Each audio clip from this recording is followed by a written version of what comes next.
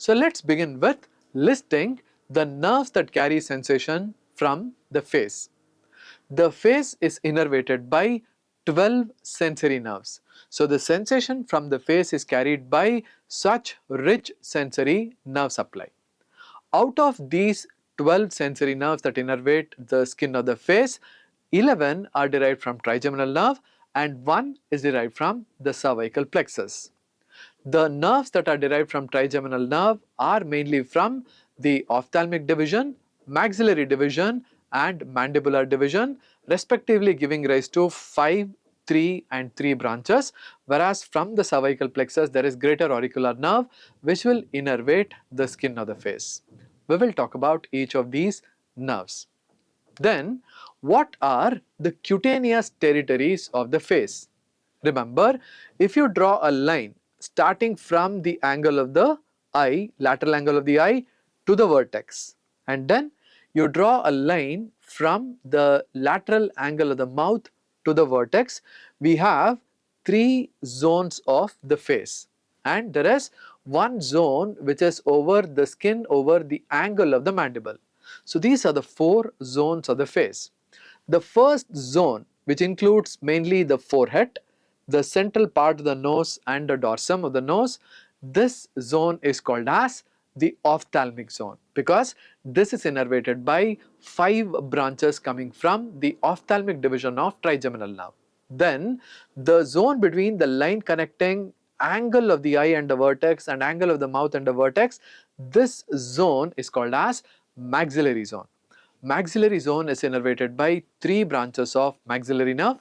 The zone below this is called as the mandibular zone and this is innervated by the 3 branches of mandibular nerve. Very commonly described as Roman numeral 1, Roman numeral 2 and Roman numeral 3. So these are the 3 zones representing the 3 divisions of trigeminal nerve.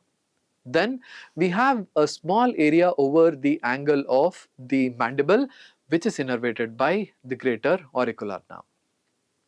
Now, once we have learnt about these territories, let's try to learn about the nerves which are supplying each of these territory. First, let's talk about the ophthalmic zone. Ophthalmic zone is innervated by 5 branches of ophthalmic division of trigeminal nerve and these include the supratrochlear nerve. Recall the chapter of scalp, we have learnt about this nerve. Supratrochlear nerve is a branch coming from the ophthalmic division of trigeminal nerve and this innervates the medial half of the forehead and also supplies the medial part of the scalp as long as or as extending till the level of vertex.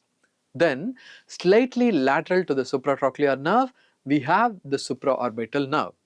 The supraorbital nerve is also a branch of ophthalmic division and this innervates the scalp as far as behind the vertex. Then we have the third branch coming from this ophthalmic nerve, that is the lacrimal nerve. The lacrimal nerve will supply the skin over the lateral part of the eyelid. Then we have the infratrochlear nerve, the 4th branch, and this infratrochlear nerve will innervate the skin over the medial part of the upper eyelid and also the skin over the root of the nose.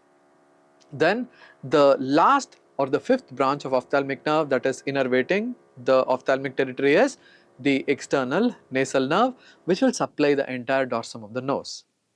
So these are the 5 branches of ophthalmic nerve which are innervating the ophthalmic territory. Then if we come lower down, we have the maxillary zone or the V2 zone. This is innervated by 3 main branches coming from the maxillary nerve. These are the zygomatico-temporal nerve, zygomatico-facial nerve and then we have the infraorbital nerve. The zygomatico-temporal nerve, as we have learnt in the scalp, will mainly supply the lateral part of the scalp. Then zygomatico-facial nerve will mainly supply the skin over the cheek, whereas the infraorbital nerve will divide into palpebral branch, nasal branch and labial branch. Palpebral branch will supply the lower eyelid, the nasal branch will supply the lateral part or ala of the nose and labial branch will supply the skin over the upper lip. This zone, the V2 zone or maxillary zone is clinically very important because this is the zone that is most frequently affected in the trigeminal neuralgia.